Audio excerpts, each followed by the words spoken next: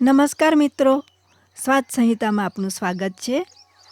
આજે આપણે ટામેટાં અને લસણની સ્વાદિષ્ટ ચટણી બનાવીશું, જે પરાઠા સાથે નાસ્તામાં ખાઈ શકાય છે. નમસ્કાર મિત્રો, આજે ઠંડી સાથે ખૂબ પવન છે, પણ સાથે સાથે કૂણો કૂણો તડકો હૂંફ આપી રહ્યો છે. થોડો સમયનો અભાવ છે, જેથી આપણે સહેલી પણ ટેસ્ટી રેસીપી બનાવીશું. કારણ કે આજે આપણે ફણસના છોડ રોપવાના છીએ. મારા પરમ મિત્ર શ્રી પરમ ગજ્જરની રચના વૃક્ષની આરતીથી વૃક્ષ વાવવાનું મંગલ કાર્ય શરૂ કરીએ. આ રચના 2009માં મેં કમ્પોઝ કરી હતી. તો ચાલો આપણે સૌ આ આરતી ધરતીને સમર્પિત કરીએ.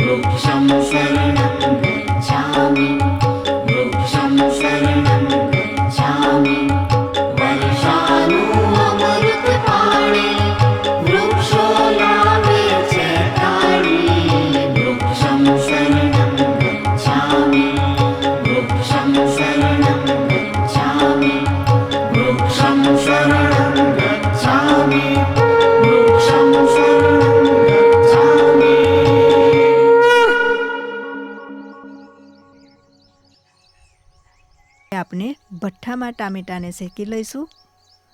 આમાં ટાઈટ ટામેટાં લેવા, એટલે કે ફ્રેશ ટામેટાં લેવા.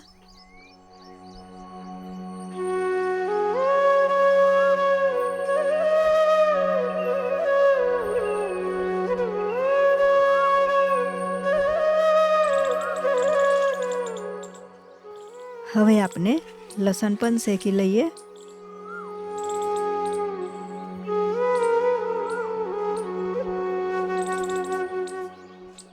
અમારા દાદા રોજ એક લસણનો કાકડો આ રીતે શેકતા, પોતે ખાતા અને અમને પણ ખવડાવતા.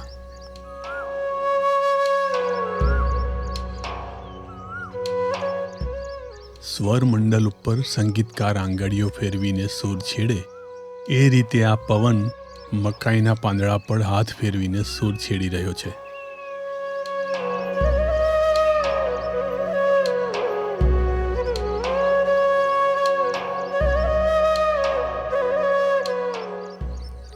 ટામેટાં ઠંડા પડે એટલે આ રીતે છાલ ઉતારી લેવી. આ રેસીપી અમને બતાવવા બદલ અમારી ભાણી બીજલનો ખૂબ ખૂબ આભાર. ટામેટાને કાપીને બી અને પાણી કટોરામાં કાઢી લઈશું.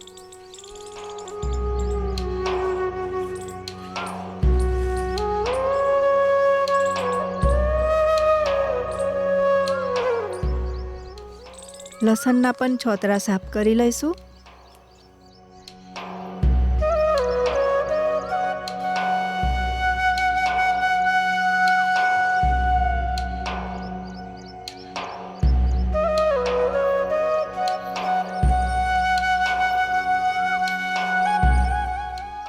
થોડા લીલા ધાણા કટિંગ કરી લઈએ. ધાણા વધારે દાંડીવાળા વાપરીશું. સૌથી પહેલાં લીલા ધાણા અને લસણને ચોપ કરીશું.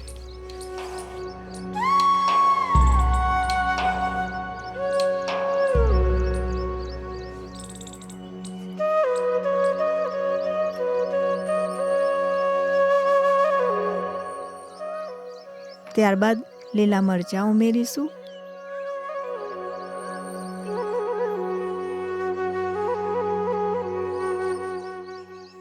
અને છેલ્લા ટામેટાં ઉમેરી બધું ચોપ કરી લઈશું.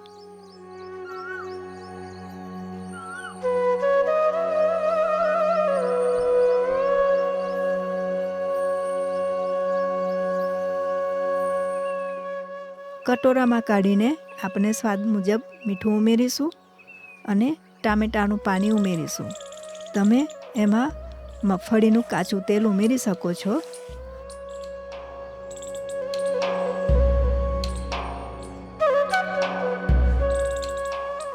આપણી સ્વાદિષ્ટ ચટણી તૈયાર થઈ ગઈ છે. હવે પરાઠા બનાવીને ભોજન પ્રસાદ લઈશું.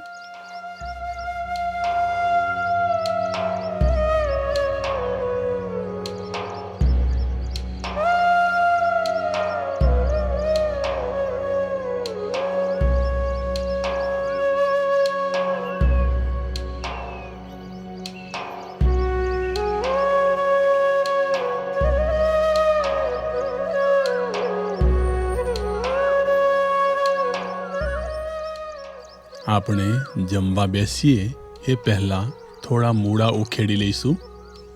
મૂળા હજી પરિપક્વ નથી થયા પણ ખાઈ શકાય એવા થઈ ગયા છે. મિત્રો, મૂળા આલ્કલાઇન છે. જમવા સાથે ખાવાથી શરીરને એસિડિક થતું રોકે છે અને મૂળાના પાનની ભાજી, ઢેબરા કે થેપલા ખાવાથી પેટ સાફ આવે છે.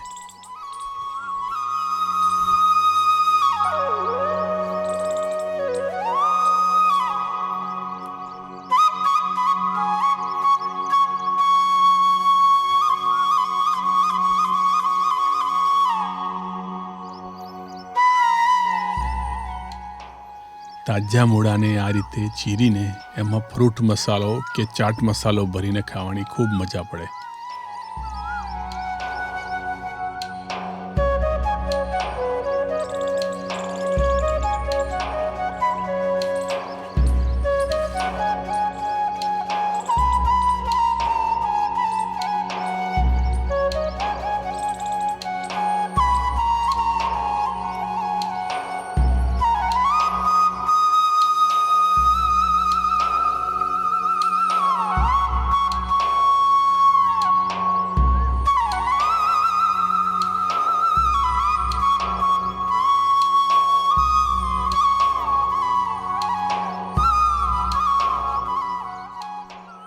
હવે થોભો જરા. ડિસેમ્બર જાન્યુઆરીમાં જો દેશી બોર ના ખાઈએ તો સમય થંભી જાય.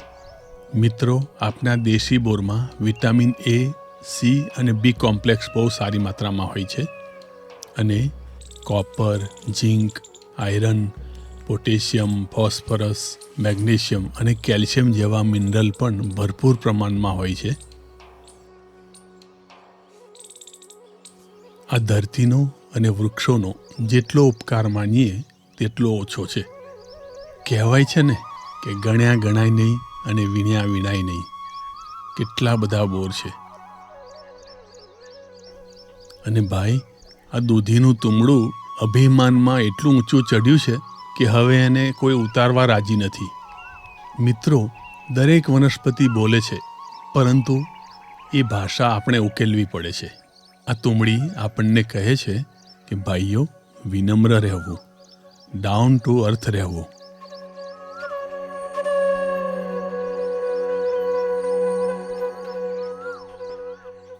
નાનપણમાં આશરે 45 વર્ષ પહેલાં અમારી મિત્ર મંડળની ટોળકી ગામથી 3 કિલોમીટર દૂર ચાલીને આ અમારા ખેતરે આવતી અને બોર તથા ગોરસ આંબલી તોડવાનો ઉત્સવ મનાવતી.